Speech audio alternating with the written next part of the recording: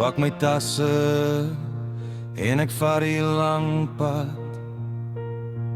van die bosveld vibes op soek na olifante en wilde honde.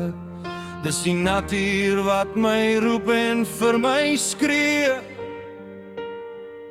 Die spore in die sand wat my oë vang.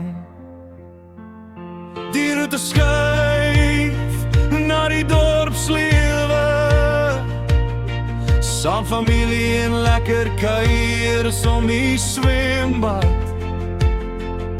Die pad gaan tot by die see waar ek loop tussen die rotse, op soek na enige lewe van seekatte tot seesterre. My kop skree, kyk wat werk, maar my hart skree, kyk wat jou gelukkig maak, sê my wat maak actually saak. Volg ek my hart of volg ek my kop? Waar staan ek nou en waar eindig ek op?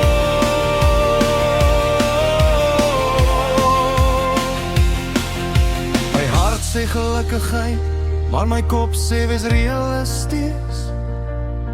Ek soek antwoorde by die see tussen die branders, en tussen die bosveld se groot doringbome, en ook by familie om elke hoek.